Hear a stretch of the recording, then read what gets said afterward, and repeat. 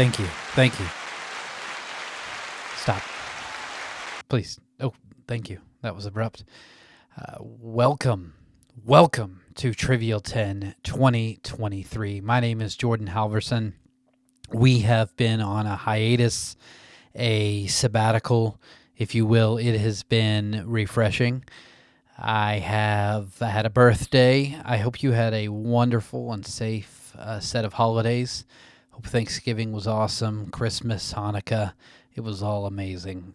Welcome back to Trivial 10. We've got an amazing show for you today. I do want to, however, mention I did just celebrate a big birthday, the Big 4-0. Yeah, it happened. It happened to me. It's going to happen to you. You may be sitting there over 40, and yeah, I remember that. And you may be there sitting there 18, 27. Oh, man, that's a long time from now. That's what I said at 18 and 27. But here it is. Here I am. And I feel fantastic. Me and my wife went to Sedona, Arizona for my 40th birthday.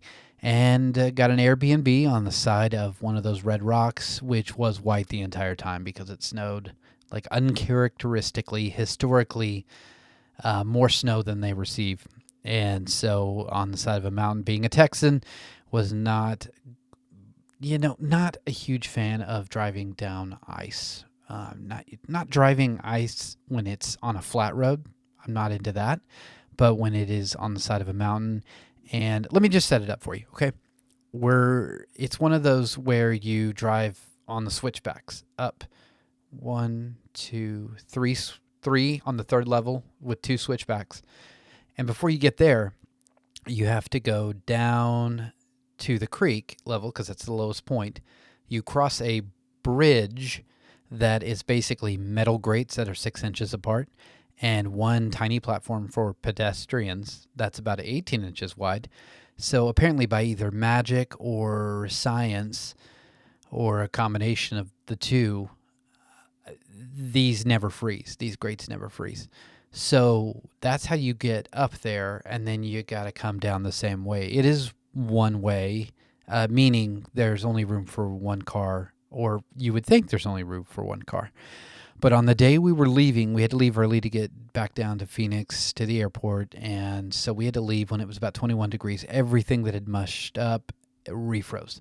So we had at least the presence of mind to go park on the second switchback so it wouldn't be as far, but everything was still frozen. In fact, my wife, she took a tumble on the way down, and so that sucked. But we got to the car, started driving down, slid a little bit, and the neighbor, Pete, had told us the day before as he was laying tarps on top of the road in front of his house to cover it and keep it from getting snow on it or any more ice. It was really interesting, and he had these tools that I imagine only Yankees have that looked like a mower, but it was like a scraper and a heater all in one. The dude's out there, it was 30 some odd degrees, and he's in shorts and a t-shirt and a headband, and he's working pretty hard, probably in his 70s. But so if you're listening, Pete, what's up, dude? You were awesome. And Pete's like, hey, when you're going across that bridge or you're getting ready to, go ahead and honk, just so people coming the other way will, they'll wait for you, or they'll at least know you're coming. So in our, the confusion of sliding down the rest of the hill we had to slide down that day, we get down and we're sliding at this point closer to the bridge and closer to the creek. And we see a car come over the hill, and it's coming down right at us.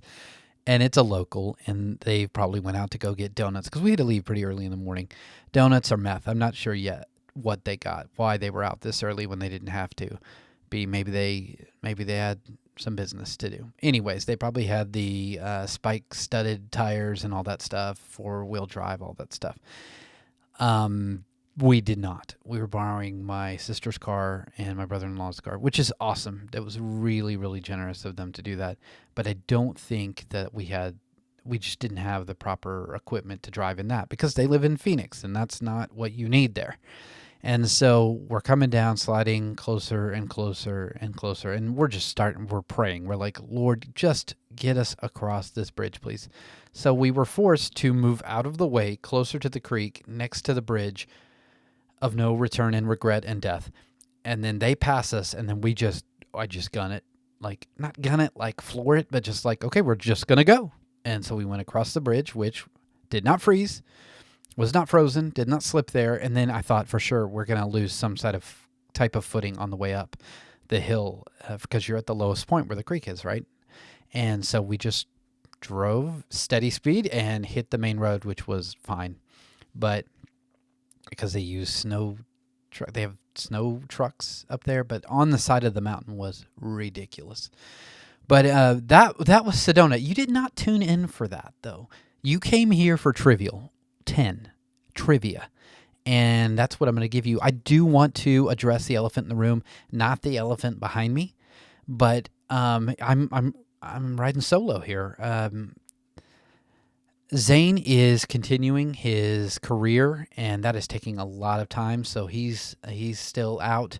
And then Juan packed up the family. They started a family band. They're going to tour the countryside singing as a family. So I don't know if that's exactly right, but they are able to work remotely, and they are working from around the country. So I'm so happy for them. What an adventure. So as soon as one of them has more time, we'll get them back on there, or I'll just do a clip show and pretend that they're back. But I'm only crying myself to sleep every other night now because I miss them so much. But we're back, and it's 2023, and I'm going to bring some facts for you. Today's show is titled Only in America. And these are some facts that you would find only in America. So let's get started with number one. In 1953, Swanson had 260 tons of frozen turkey left over after Thanksgiving. So they decided to package them in trays with peas and mashed potatoes. And guess what was birthed? What came forth from this marriage was the TV dinner. Now, I am not a fan of the TV dinner. I grew up having some TV dinners. I think there were some times in my 20s where I had a hungry man, and you eat about half of it's edible. The other half you have to throw away. It's just not. You can't chew through that. I think it's either the old rubber sole of a shoe, maybe gerbil bones. I'm not sure what's in there. But as a kid, my grandparents kept around for us. They kept lean cuisine. Now, they kept treetop apple juice, which was fantastic. We always knew we could get the apple juice, okay? But the lean cuisine was usually nuggets, macaroni, mashed potatoes, and then a brownie. And at 8, and I'm not saying I have refined taste. I'm not saying that at all. So don't take that. Don't write me a letter if you still write letters or an email saying, well, you think you're refined. Well, yeah, you're not. Don't do that. All I'm saying is lean cuisine is not good. Was barely edible as an 8-year-old.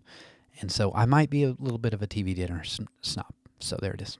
Number 2, the annual number of worldwide shark bites is 10 times less than the number of people bitten by other people in New York City. Okay? Take that in. Drink that in, folks. All those times that you were in Cozumel, sitting on the beach, you were thinking, I'm going to go in. You were in Texas at the Gulf of Mexico in Port A, or you were in Galveston, the armpit of Houston. There's some really good places around there. Surfside Beach is one of them. That's fine. You were in Gulf Shores, Alabama. You were in San Diego. You were in Miami. You were in West Palm Beach.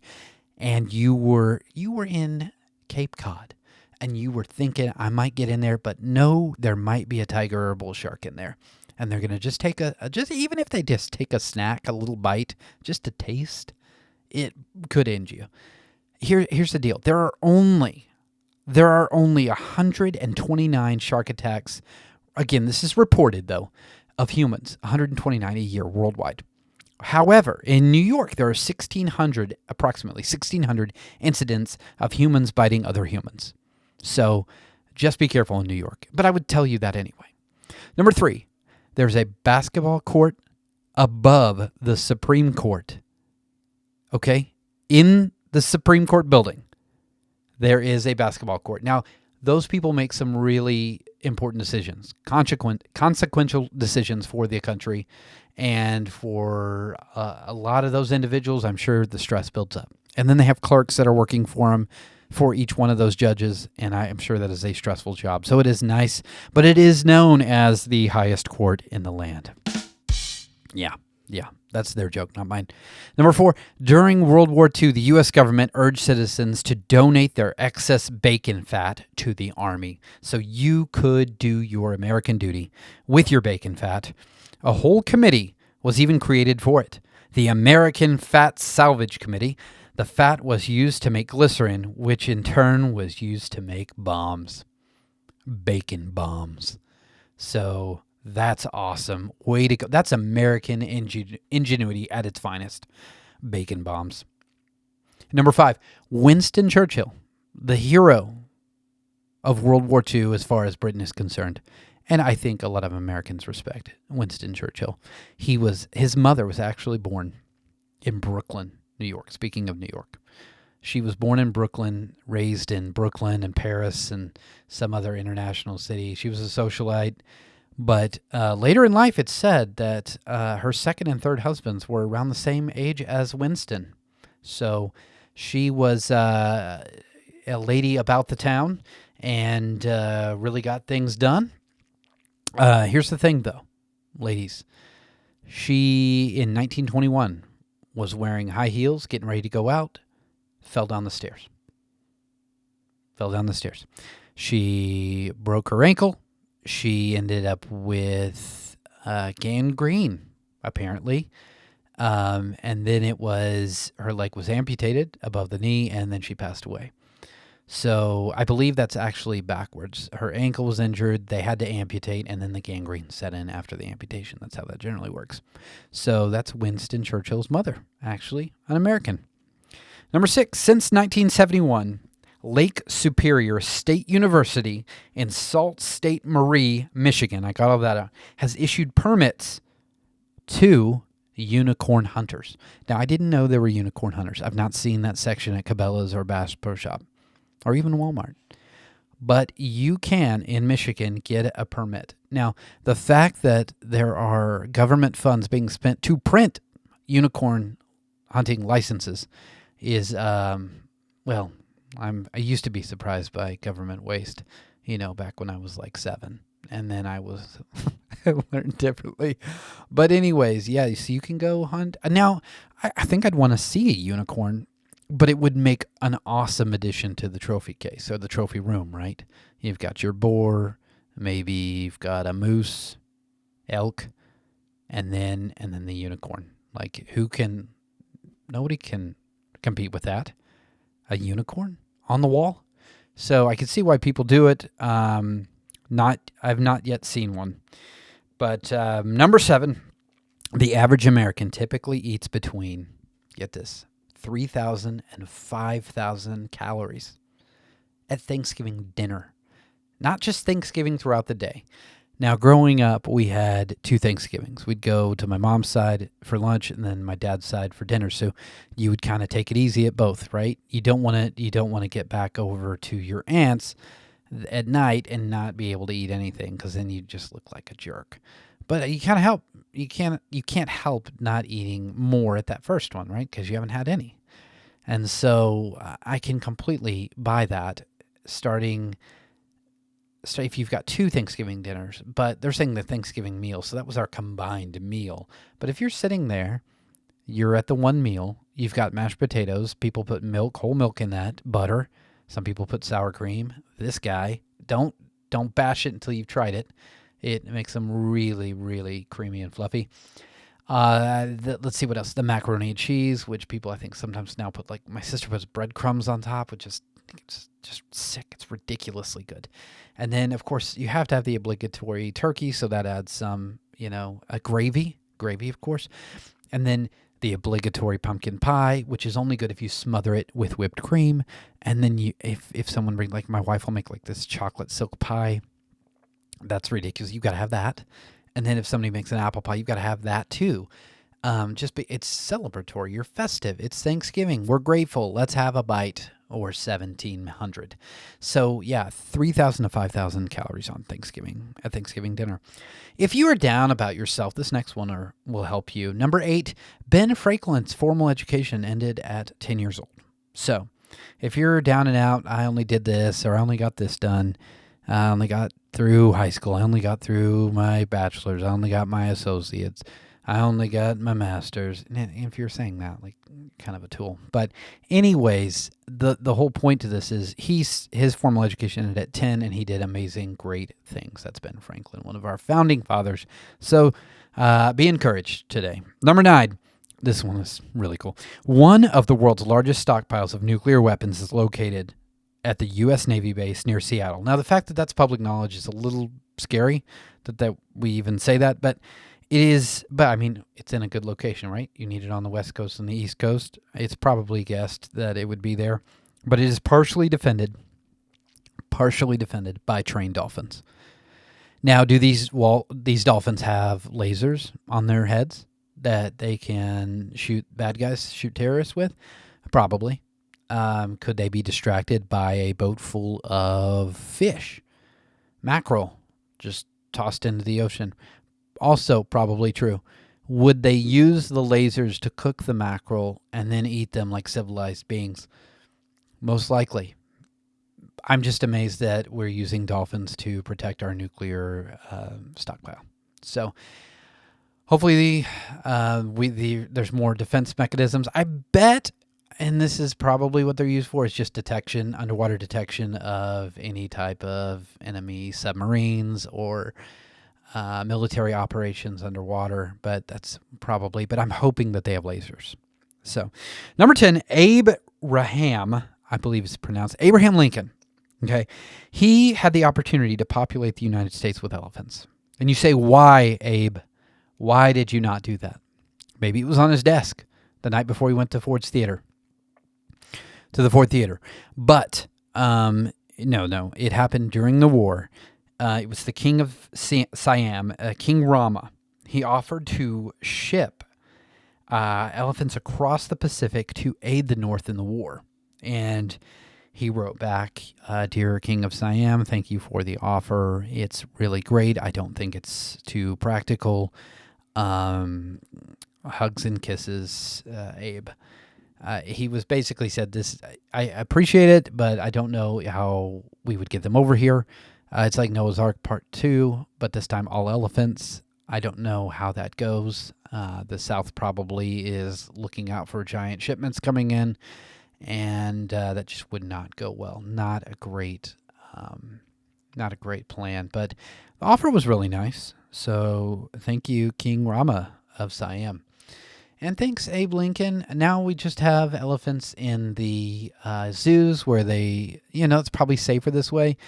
I've had friends that have hit whitetail out on the county road at night, and that can be a mess, and that can do a lot of damage to your car. It could total it. But an elephant, I think that totals your car and you. I don't think you survive hitting an elephant out driving in the middle of the night. Hit an elephant, I think it's over. So thankfully, Abe had the foresight and the forethought wisdom to deny that offer. But, can you imagine if we just had elephants, everywhere around here? I don't know what would happen with that. But most of our facts today came from mentalfloss.com. Guys, check out Mental Floss. There's actually a trivial fact. It's not called that, but it's a fact generator. It'll just give you fact after fact. You might spend an hour on there just reading those. But mentalfloss.com is a really cool website. I really want to thank you guys for tuning in after our hiatus and that rest time. And we've got a lot of things coming 2023. Really excited about that. Some special guests, including my wife, who is very talented. So we'll be bringing her on, as well as some other friends and colleagues. I like to say colleagues sound fancy, but they're just friends. But thank you again for tuning in. Don't forget to subscribe, squash that bell. That way you know when new episodes come out. And we will see you next time here on Trivial 10.